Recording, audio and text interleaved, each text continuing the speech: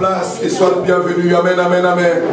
Est-ce que nous pouvons bénir le Seigneur pour tous ces témoignages, pour tout ce qu'il a fait pour nous? Est-ce que quelqu'un est reconnaissant? La Bible dit soyez reconnaissant. Amen, amen, amen. On a béni le Seigneur pour le pasteur Samuel. Pasteur Samuel, nous t'aimons. Nous ne manquons pas de te le dire tous les jours. Amen, amen. Et non seulement nous t'aimons, je vais te dire deux choses, peut-être trois, pour lesquelles tu ne partiras pas maintenant. Amen, amen. Tu peux encore rester tranquille.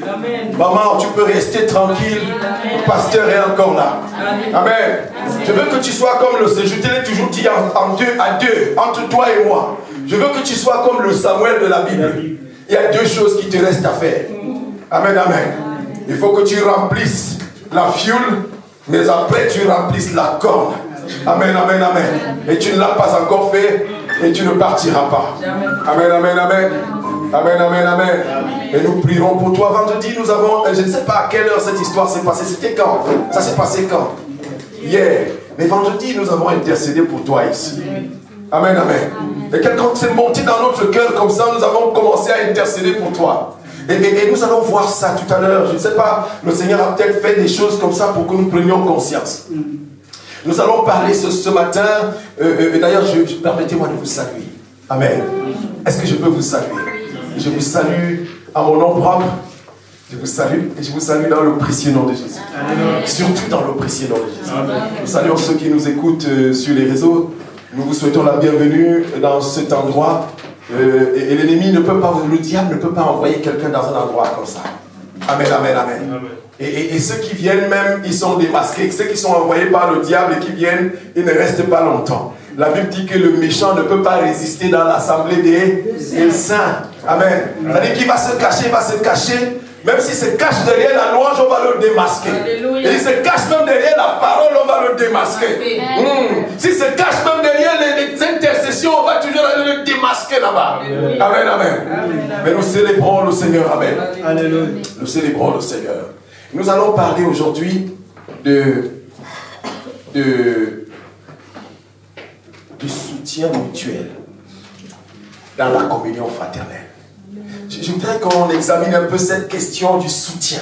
Le soutien mutuel dans la communion fraternelle. Nous avons parlé déjà de l'Église. Nous sommes toujours dans cette dynamique de l'Église, une Église évolutive, une Église qui ne stagne pas, une Église qui avance, une Église qui se porte bien, une Église qui est un corps. Amen. Un corps, un édifice bien coordonné, chacun à sa place, et une Église dont Christ est la tête. Amen. Amen. Un mari capable. Alléluia. Un mari capable. Mon mari est capable. Amen, amen, amen. Nous avons un époux capable. Nous avons dit qu'il était bien placé. Amen. Il est bien placé. Et il n'y a pas d'autorité. On a dit qu'il était au-dessus des dominations, des autorités. Il n'y a pas d'autorité. Il est au-dessus de toute autorité. Donc il n'y a pas quelqu'un qu'on peut appeler pour venir rivaliser avec Jésus. Alléluia. Non. Il n'y a pas son rival. Et même Satan, ce n'est pas lui qui l'a vaincu. Lorsque je lis la Bible dans le livre d'Apocalypse là-bas, la Bible dit que Michael, le chef des anges, et son armée sont venus. Même Dieu ne peut pas perdre son temps avec Satan. Non. Jésus n'a pas combattu Satan. C'est Michael, le chef des anges, qui l'a précipité. C'est-à-dire que non, il ne l'a pas chassé seulement, mais il a pris un peu comme par le col, il l'a jeté dehors. Il l'a précipité. C'est pour ça qu'il est venu avec fracas et colère. Une grande colère. Amen, amen. Et nous allons voir comment est-ce qu'on appelle ça? Le soutien mutuel dans la communion fraternelle. Le soutien mutuel dans la communion fraternelle. Paul était en train de dire au revoir.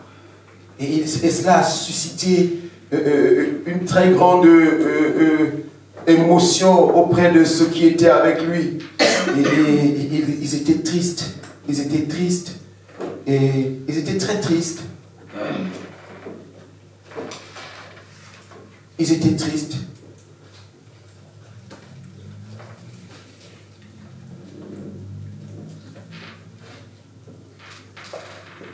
Nous allons lire dans le livre des Actes des Apôtres. Actes des Apôtres, chapitre 20. Chapitre 20.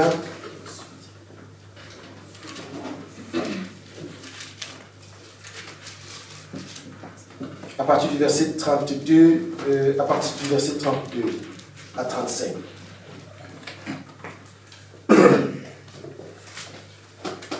Acte 20, à partir du verset 32. Maintenant, je vous recommande à Dieu et à la parole de sa grâce, à celui qui peut édifier et donner l'héritage avec tous les sanctifiés. Je n'ai désiré ni l'argent, ni l'or, ni les vêtements de personne. Vous savez vous-même que ces mains ont pourvu à mes besoins et à ceux de personnes qui étaient avec moi. Je vous ai montré de toute manière que c'est en travaillant ainsi qu'il faut soutenir le faible et se rappeler les paroles du Seigneur qui a dit lui-même: il y a plus de bonheur à donner qu'à recevoir. Amen, amen, amen, amen. Tu peux t'asseoir, bien-aimé. Merci. Il y a plus de bonheur à donner qu'à recevoir. Paul ici, et c'est dans son dernier discours auprès des disciples, de ses disciples, ou du moins ses collaborateurs. Et son dernier discours à Milet, et il leur fait des adieux. Il est en train d'aller comme ça à Rome pour comparaître, afin qu'il soit jugé. Et quelque chose lui vient à cœur, que peut-être il ne va pas retourner. Et il commence à parler aux anciens. Il envoie qu'on appelle les anciens de l'église. Il commence à leur parler. Il a envoyé des gens à Éphèse. Il dit: allez les chercher. Et il commence à leur parler. Il leur donne un peu comme des dernières recommandations. Et dans ces recommandations qu'il leur donne, il leur dit de prendre soin de ceux qui sont faibles. Amen, amen, amen. Amen. De prendre soin de ceux qui sont faibles. Alléluia. De prendre soin de ceux qui sont faibles.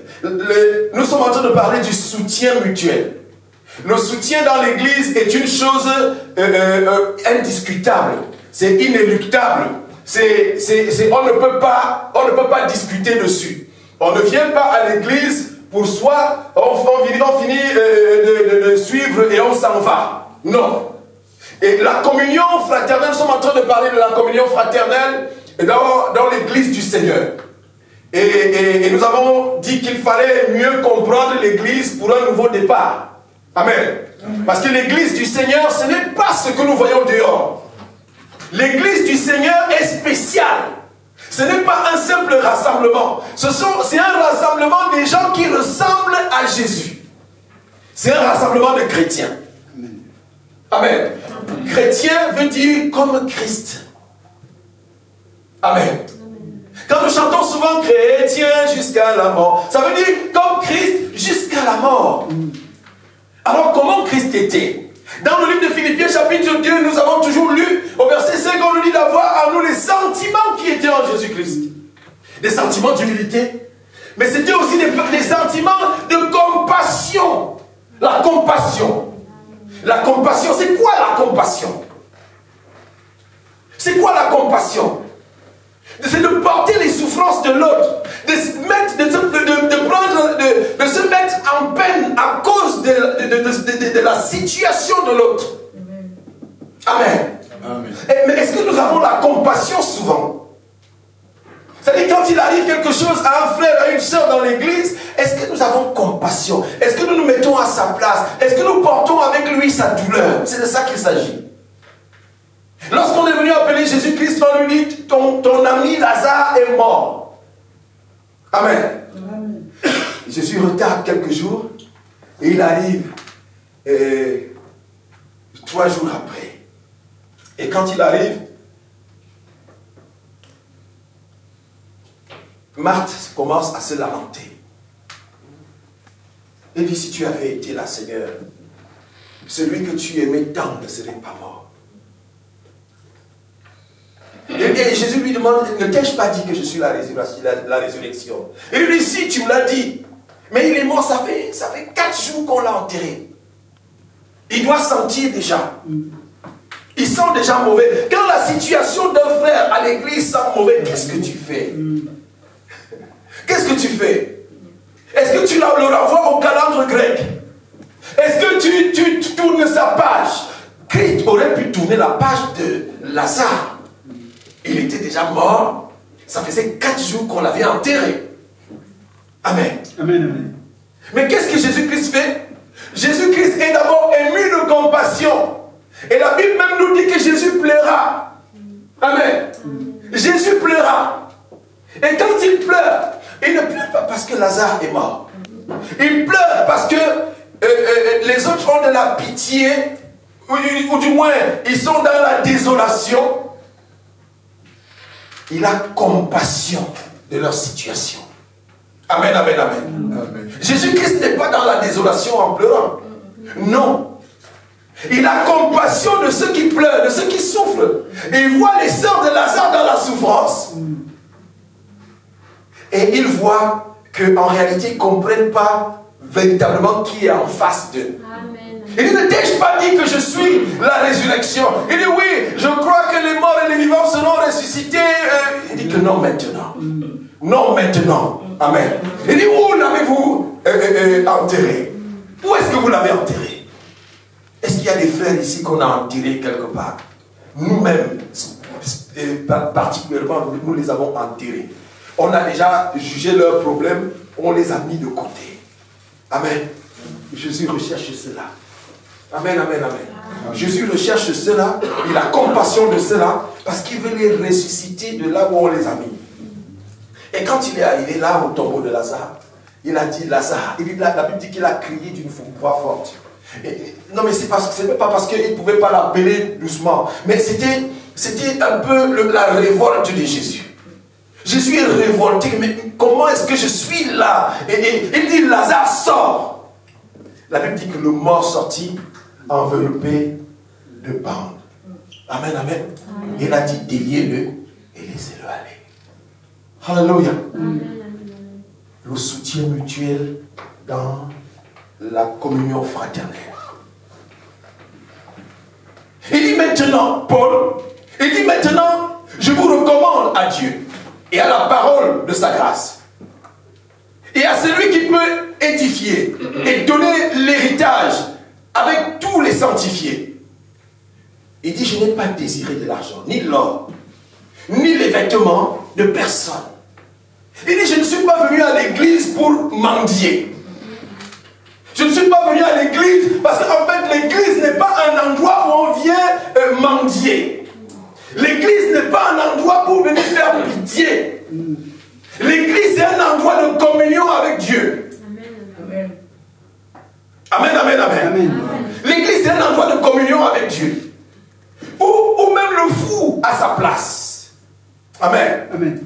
Et quand il vient, le but n'est pas qu'on ait pitié de lui, qu'on lui donne des vêtements. Le but, c'est qu'il rencontre Jésus. Amen. Parce que même on va lui donner des vêtements aujourd'hui, avec les mêmes vêtements, il rentrera encore dans la boue. Et ça ne change rien à sa situation. Mais si Christ transforme la vie de ce fou, il sera un homme normal. Il sera guéri. Il sera restauré dans sa santé. Et alors les vêtements que nous on pourrait lui donner à ce moment-là lui serviront à quelque chose. Mais il faut une action du Seigneur d'abord. Il faut une action du Seigneur. Et dans la maison du Seigneur, Paul est en train de dire qu'il n'est pas venu comme un mendiant. Nous ne venons pas comme des mendiants.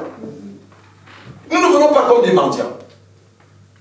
Et bien aimé, parfois derrière les jolis habits que nous portons, il se cache des choses. Amen. Il se cache des choses. Il s'est caché des moments où tu n'as rien dans ta poche. Amen. Mais personne ne le sait à l'église. Personne ne le sait à l'église. Parce que le but pour lequel nous sommes à l'église n'est pas pour venir faire pitié.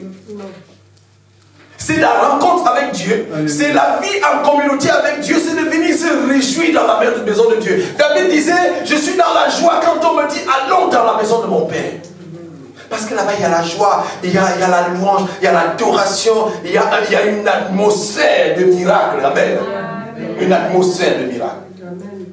Mais cependant, Paul est en train de recommander. Il dit,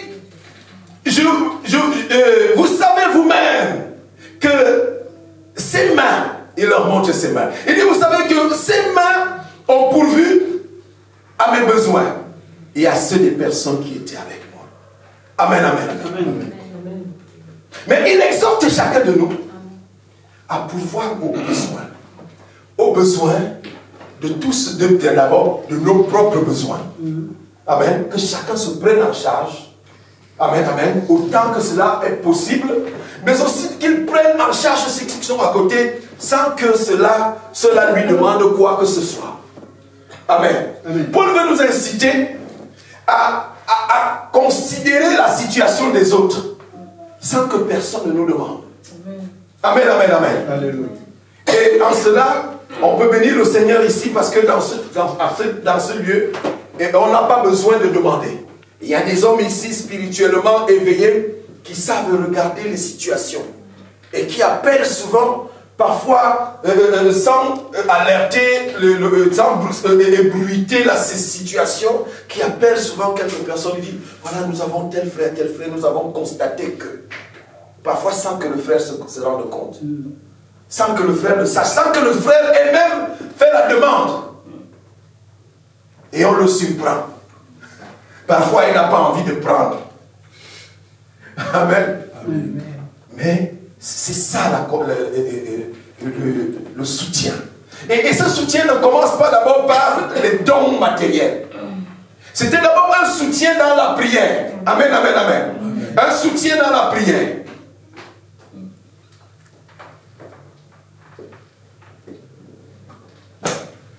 Un soutien dans la prière. Dans l'affection. Paul parle même de l'affection quand il recommande de considérer, d'avoir de la considération pour ceux qui travaillent, pour ceux qui prêchent la parole ici. Il dit, dans le livre de 1 Thessaloniciens, chapitre 5, du verset 12 au verset 14, il dit, pour ceux qui, il dit, nous vous prions frères, nous vous prions, d'avoir de la considération pour ceux qui travaillent parmi vous, qui vous dirigent dans le Seigneur, qui vous exhortent. Ayez pour eux beaucoup d'affection à cause de leur œuvre. Il commence par l'affection. Amen, amen, amen. L'affection. L'affection. C'est un grand amour. Amen. Un grand amour. Nous avons vu que l'amour, c'était quoi? Le fruit de l'esprit. Amen. Et celui qui n'a pas l'esprit de Christ ne lui appartient pas. Donc, une fois que nous avons reçu le Saint-Esprit, il germe dans notre cœur un fruit. Un fruit qui est identique chez tous les chrétiens. C'est pour ça qu'il est unique, ce fruit. Mais avec des composantes différentes dedans. Amen, amen, amen. Amen. Un seul fruit, avec beaucoup de composantes. Il dit d'avoir de la compassion, d'avoir de la considération pour ceux qui travaillent. Il dit d'avoir pour eux beaucoup d'affection. Il dit d'être en paix entre vous. Il dit soyez en paix entre vous. Nous vous prions, frères. Avertissez ceux qui vivent dans le désordre, consolez ceux qui sont abattus, supportez les faibles, usez de patience envers tous. Amen, amen, amen. Amen. Usez de patience envers tous. Et ceci d'abord dans la prière. Dans la prière. Bien aimé, dans la prière est au centre de la vie chrétienne. La Bible dit prier sans cesse. Prier sans cesse. Donc il n'y a pas un moment où nous devons nous reposer de la prière. Amen. Amen. Vous savez, moi je prie à longueur de journée, je n'ai plus d'heure de prière, je vais vous surprendre. Moi je n'ai pas d'heure de prière. Oh non, je me lève à telle heure, je prie. Dès que je me lève, ça a commencé. À 3h du matin, dès que je me réveille, la prière a commencé. Amen, amen. Amen. Et parfois, les gens qui me rencontrent en route, ils croient que je parle seul. Ainsi, quelqu'un m'a déjà rencontré en route. Il y a un frère qui m'avait dit, frère, on t'a rencontré, tu parlais seul. Et tu es sûr que ça va? Mais je dis, mais qui vous a dit que j'étais seul? Amen. Amen. Qui vous a dit que je suis seul? Et le Seigneur qui m'a appelé, il m'a dit qu'il a fait la promesse qu'il ne me laissera jamais seul. Amen. Amen. Il dit, je suis avec vous tous les jours jusqu'à la fin du monde. Amen, amen. Amen. Et Christ n'est plus avec nous physiquement, il est spirituellement. Il habite en nous. Et moi je parle avec lui, je prie avec lui, je prie le Seigneur tout le temps, même quand je travaille. D'ailleurs, mes meilleurs moments de prière sont des moments de travail. Parce que je ne me laisse pas, vous savez, ici, les gens font des fausses blagues dans le travail, ils disent même n'importe quoi. Et si vous ne faites pas attention, vous allez vous mélanger à ça. Vous vous retrouvez en train de dire des conneries. Des paroles déshonnêtes. Mais Paul dit qu'il ne sorte de votre bouche aucune parole déshonnête. Parfois vous vous retrouvez en train de rigoler de quelqu'un. Un moqueur. Et la Bible dit dans le livre de Psaume chapitre 1 au verset 1, heureux celui qui ne marche pas selon le conseil des méchants. Vous vous retrouvez avec les méchants dans leur conseil. Pourquoi? Parce que vous êtes avec votre travail. Et la foi doit vous suivre même au travail. Amen. Amen, amen, amen. Donc, le soutien doit d'abord être dans la prière. Dans la prière, de soutenir les autres. En fait, Dieu est en train de nous dire, le Seigneur est en train de nous dire ici que la prière n'est pas seulement pour nous. Nous ne devons pas seulement prier pour nous, pour nos enfants. Amen, amen, amen. Pour notre famille. Mais nous avons une première famille. La Bible d'ailleurs dit que la priorité est pour les enfants de Dieu. Notre première famille est celle-ci. Parce que c'est celle-ci qui va se retrouver au ciel. Bien-aimé, si tes enfants n'ont pas obéi à la parole, s'ils n'ont pas reçu Jésus-Christ et s'ils ne sont pas sauvés, vous n'allez plus jamais vous voir. Une fois là-bas. Tu ne les verras plus. Bébé, machin, tu ne le verras plus. Amen. Donc notre première famille, c'est celle-ci qui est attachée à Dieu. Une famille éternelle. Amen. La famille charnelle est temporelle. Il y a des gens que vous ne verrez plus jamais une fois morts. Ou alors vous les verrez comme le pauvre Lazare voyait le mauvais riche de l'autre côté du ravin. Vous allez les voir de l'autre côté du ravin, ils vont vous appeler pour les aider, vous ne pourrez pas. Parce que le pauvre Lazare a eu compassion du mauvais riche et il voulait aller lui apporter son soutien. Et Père Abraham dit non. Il dit au mauvais riche non. Pauvre Lazare, reste là où tu es. Parce que si tu veux traverser pour aller l'aider, tu ne pourras pas. Mais c'est dans ce siècle-ci que nous devons aider les frères. Et d'abord dans la prière.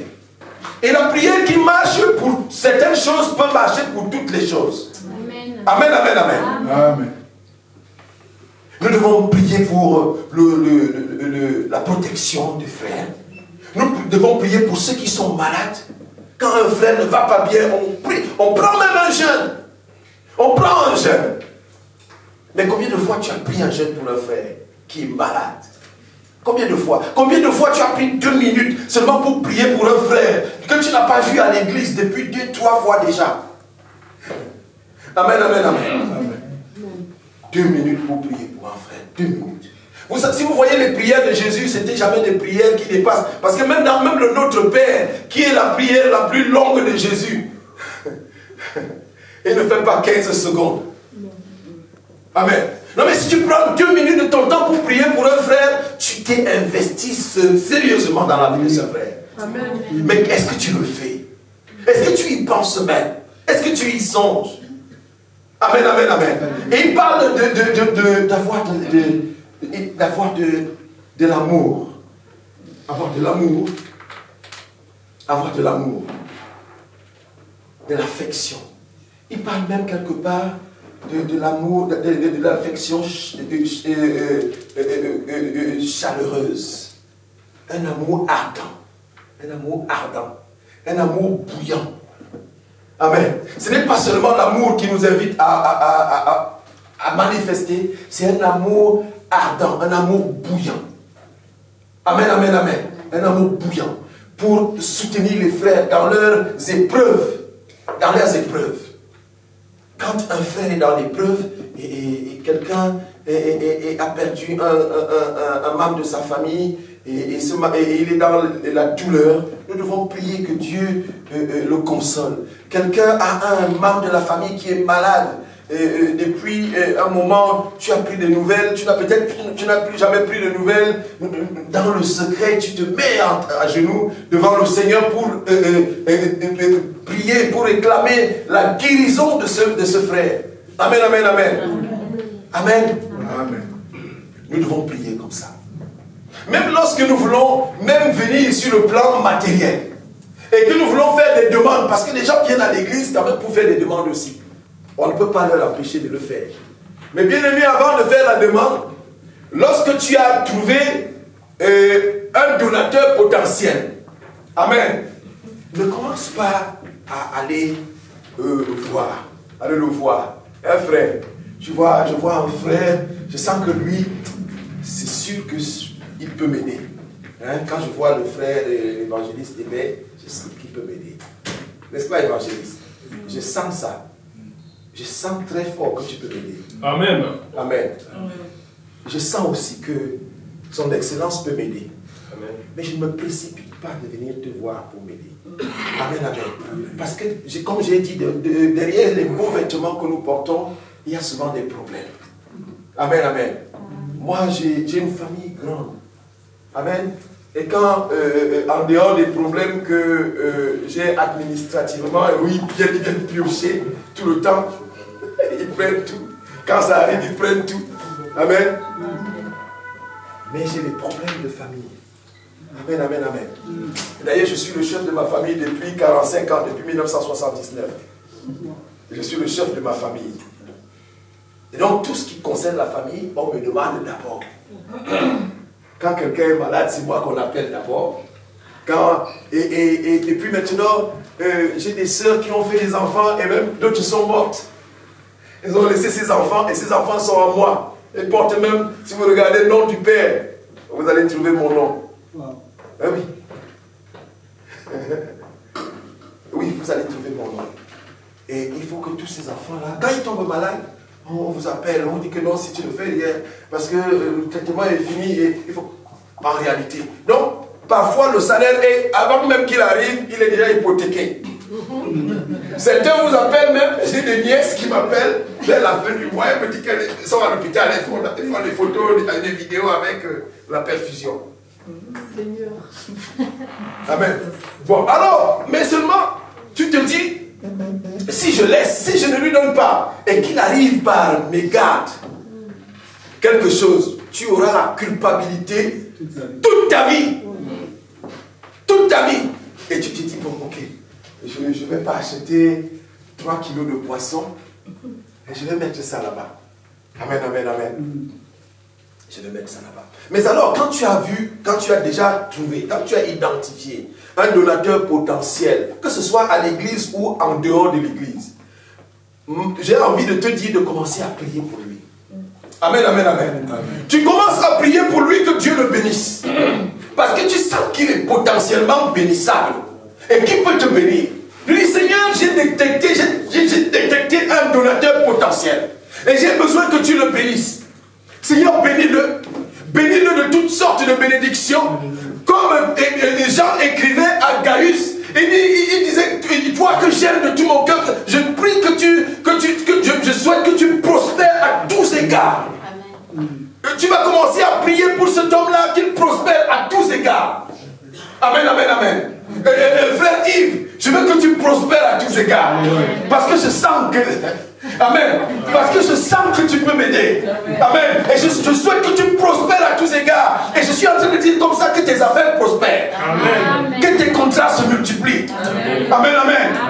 Même en dehors, même loin de toi. Amen. Même quand tu es loin. Qu'on t'appelle pour te dire que non, on nous a envoyé un appel d'offres. Amen. Amen, amen, amen. Excellence. Les affaires prospèrent. Alléluia. Amen, amen, amen. Et que tu prospères à tous égards. Et quand j'ai prié que tu prospères à tous égards, et que je vois la prospérité commence à venir, je commence à prier maintenant. Je change de prière. Je commence à prier que Dieu éloigne les occasions de dépenses, les sources de dépenses inutiles. Amen, amen, amen. Seigneur, au nom de Jésus, parce que je calcule ma part dedans. Alléluia. Je calcule ma part dedans. Et je commence à prier le Seigneur. Il dit, Seigneur, au nom de Jésus, Seigneur éternel Dieu, éloigne les maladies, éloigne les malades de sa famille et guérit tout le monde là-bas. Amen, amen, amen. Que tout le monde soit en bonne santé, même ceux qui veulent faire le malade imaginaire, qui n'aient même pas l'occasion de le faire. Amen, amen, amen. Et maintenant, je sens que le gars, il n'y a pas le stress qu'on l'a appelé que quelqu'un est malade. Amen, amen, amen. Je commence maintenant à prier le Seigneur. Seigneur, maintenant, on va toucher son cœur. Amen, amen. Parce que la prière marche, oui ou non? Amen. Et c'est Marie-Claude. Je commence à prier pour toi. Que le Seigneur vienne toucher ton cœur. Le Seigneur va toucher le cœur de la sœur Marie-Claude. Au nom de Jésus, parce que je commence maintenant à lui présenter mes exploits. Il dit, Seigneur, j'ai prié afin qu'elle soit bénie. Et j'ai vu la bénédiction. Amen, amen. J'ai prié et que les malades s'éloignent et nous avons fait le témoignage qu'il n'y a plus de malades dans la famille. Maintenant, Seigneur, touche son cœur. Est-ce que vous pensez que le Seigneur qui a béni la sœur Marie-Claude, qui a béni le frère Yves, qui a béni l'évangéliste Hébert, qui a béni son excellence là-bas, est-ce que ce Dieu-là n'est pas capable d'aller toucher le cœur aussi pour qu'il vienne comme ça? C'est-à-dire, je commence même à dire au Seigneur, je commence alors les prières violentes. Il dit, Seigneur, qu'il ne dorme pas. Eh oui. Il dit, Seigneur, qu'il ne dorme pas. Parce que j'ai investi dans cette bénédiction. Qu'il ne soit pas tranquille tant qu'il... Et tu vas voir, le frère va venir vraiment, Dieu a mis dans mon cœur. Amen, amen, amen. Et c'est ça la source de témoignage. Mais bien aimé, cessez d'être les frères. Quand tu vas voir un frère à l'église, tu lui demandes quelque chose, il te dit, frère, je n'ai pas, tu ne le salues plus. Bien aimé, j'ai vu ça. En dehors des membres de la famille, en Afrique, là-bas, les hommes de Dieu, ils sont passés maîtres dans les demandes d'aide. Une fois que tu lui dis, frère, attends même seulement, parce que je n'aime jamais confesser que je n'ai pas. Amen. Je dis, attends. Et il n'attend pas, et il ne te salue plus. Il ne te salue plus. Donc les motifs n'étaient pas clairs. Or, dans la maison du Seigneur, c'est d'abord l'amour. L'amour fraternel, un amour ardent. Un amour chaleureux. Et l'amour, nous avons défini l'amour, c'est ne vouloir que du bien. Car Dieu a tant aimé le monde qu'il a donné son Fils. L'amour se donne en réalité. En réalité, l'amour ne se demande pas. L'amour se donne même dans un couple. L'amour se donne. Dès que vous commencez à réclamer, ce n'est plus l'amour. Amen. Et il y a des femmes qui disent, si ne fais pas, je ne fais pas. C'est tu n'aimes pas. Amen, amen, amen. Amen. La Bible me dit dans le livre de Pierre là-bas que les femmes doivent changer le cœur de leur mari qui ont même abandonné la foi par leur façon de les aimer. Amen, amen, amen. Amen. Par la façon de les aimer. C'est-à-dire qu'en priant pour lui, vous avez déjà vu un homme pour qui vous priez et que Dieu l'a touché, il devient tout petit. Il devient tout petit. Et quand vous avez prié pour lui, il ne sait même pas que vous priez pour lui. Vous avez trouvé un défaut. Au lieu de marteler parce que vous ne pouvez pas le changer. Si son père et sa mère ne l'ont pas changé, ce n'est pas vous qui allez le changer. Ce n'est pas vous. Maman Lily, c'est ça? Tu ne peux pas. C'est la prière. Dès que tu as prié pour lui, et il va changer tout seul. Et il va venir même se confesser. Il va venir te dire des choses. Et tu vas lui dire non, ça va. Et toi, tu sais pourquoi. Parce que tu as prié pour lui. Tu as vu un défaut. Et tu as commencé à prier pour lui. Ce n'est pas la guerre. Dans la maison du Seigneur, c'est l'amour et pas la guerre. Amen, amen, amen. Amen. Et le soutien mutuel, même dans l'apport matériel, c'est d'abord dans la prière. Tout se gère dans la prière et dans le jeûne d'abord. Amen, amen, amen. Amen. Et là, la Bible nous dit qu'il y a plus de bonheur à donner qu'à recevoir. Il y a plus de bonheur. Si je vais avoir le bonheur, un max de bonheur dans l'église, je dois commencer à donner. Amen, amen, amen. C'est une responsabilité qui m'incombe aussi. Amen. C'est-à-dire que c'est d'abord un devoir pour moi. Paul disait, je regarde cela comme un devoir. Amen. C'est-à-dire que ce soit moi qui commence à donner.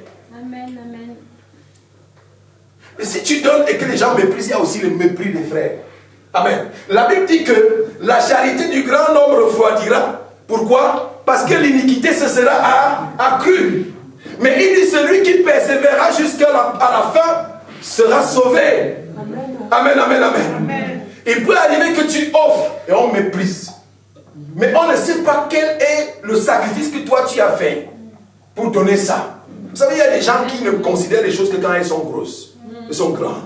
Mais les petites choses. Et la Bible dit que si quelqu'un est fidèle dans les petites choses, on va lui en confier des grands. On va lui en donner des grands. Amen, amen. Amen.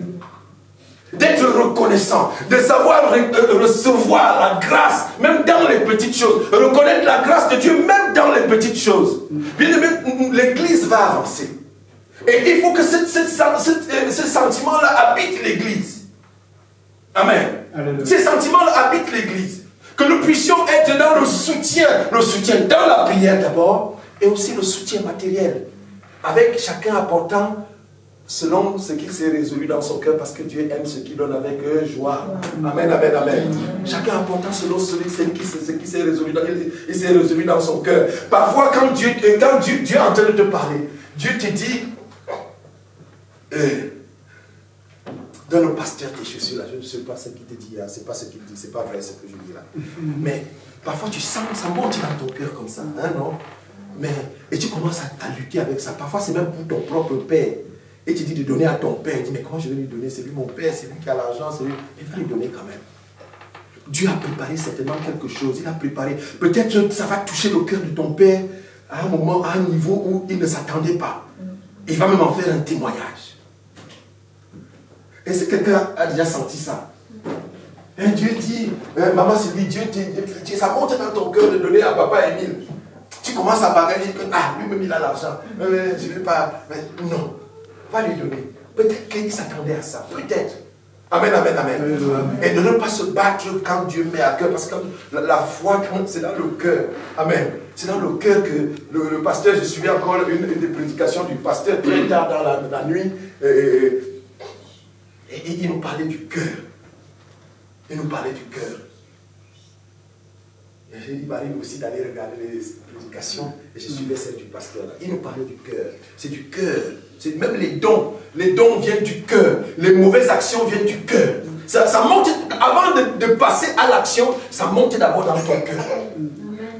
Et parfois tu te bats avec, tu regardes la fin du mois, si tu dis non, ce n'est pas bon, ce n'est pas bon. Mais parfois tu le remets à demain, tu le remets à demain, tu le remets à demain. Finalement, ça se dissout. Et l'envie n'est plus là. Mais quand la flamme monte dans ton cœur, donne avec ce que tu as. Donne avec ce que tu as. Viens à l'église avec ce que tu as. Donne avec ce que tu as. Je vous ai parlé souvent du ministère que nous avons en Afrique. Souvent, il m'est arrivé de partir en Afrique avec 25 € seulement dans la poche. Et là-bas, le Seigneur se manifeste. Je pars avec, mais le Seigneur se manifeste. On fait l'œuvre jusqu'à on finit. On a même de quoi faire l'offrande. On a même de quoi faire l'offrande à l'église. Amen. Et c'est toujours l'occasion de témoignages extraordinaires. Amen, amen, amen.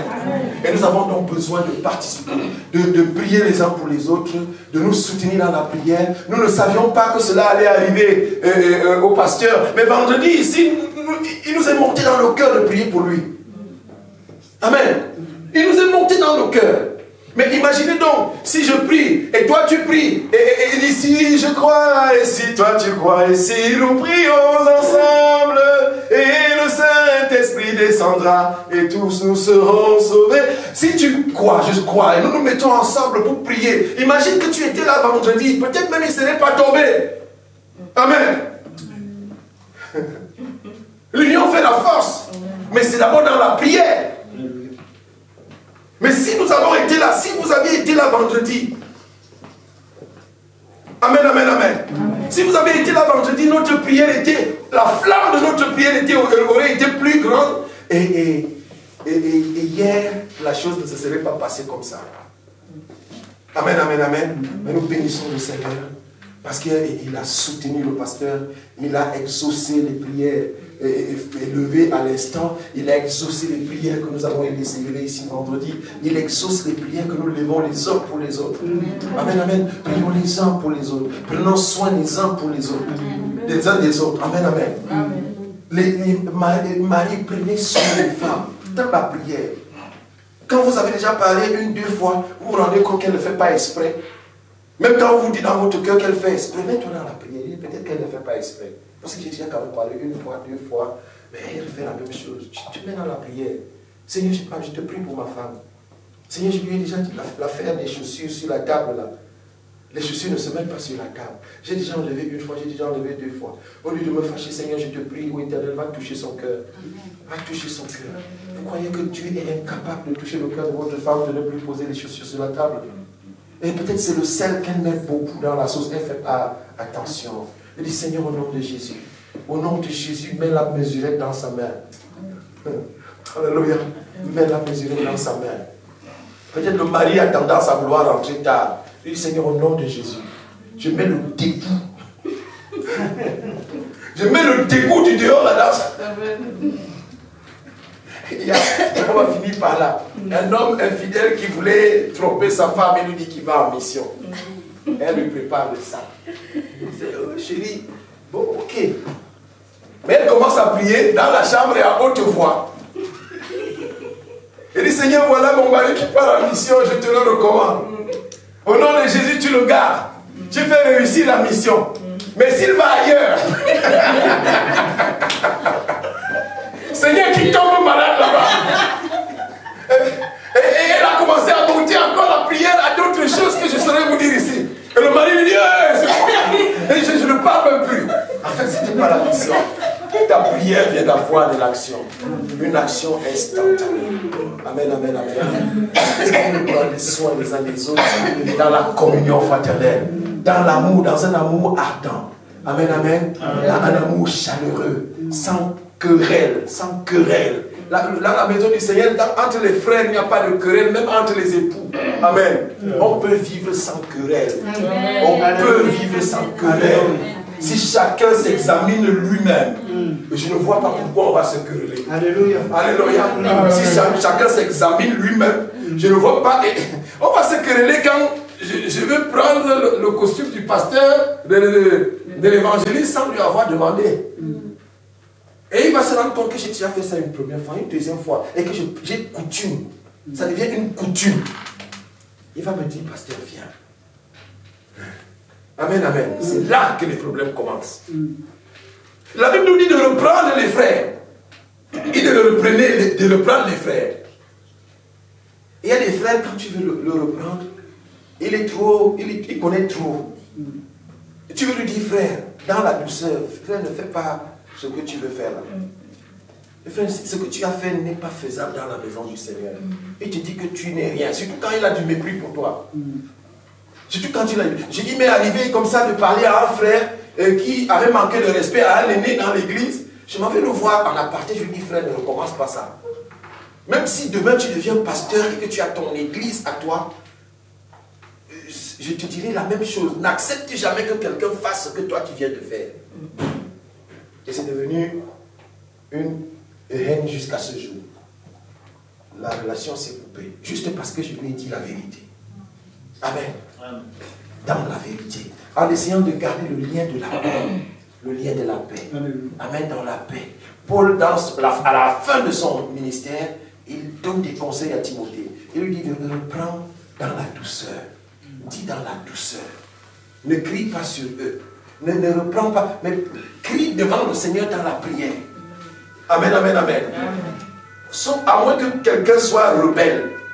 Parce qu'il y a des rebelles et ils ne changeront pas. Amen. Hein? Dieu les délivre. Oui, ils ne veulent pas. Ils ne veulent pas. Les hommes politiques, par exemple. Nous on a prié pour eux, Seigneur, au nom de Jésus, qui change, qui vient au Seigneur, ils ne viennent pas. Parce qu'ils ont un autre Dieu ailleurs. Amen, amen. Mais ils seront livrés publiquement en spectacle. Ils vont finir comme des petits. Amen. Amen, amen, amen. Ils finissent comme des petits. Suivez mon regard. Amen. Mais ne soyons pas comme ceux-là. Amen. Il n'y a pas de politique dans l'église. Il y a la marche ensemble. Une marche ensemble dans le respect. Un respect mutuel. Un respect mutuel en prenant soin les uns des autres. Je voulais m'arrêter là. On ne va pas aller plus loin que ça. Vraiment, je voudrais que chacun dise au Seigneur, je vais m'investir. Je vais m'investir dans l'église. Dans la prière. La prière. et d'apporter aussi selon ce que Dieu a mis entre mes mains, de l'apporter, mais avec le cœur, le don du cœur. Amen. Amen. Le don du cœur. Que le Seigneur vous bénisse. Amen. Amen, amen, amen. On acclame le Seigneur. Gloire à Jésus. Alléluia.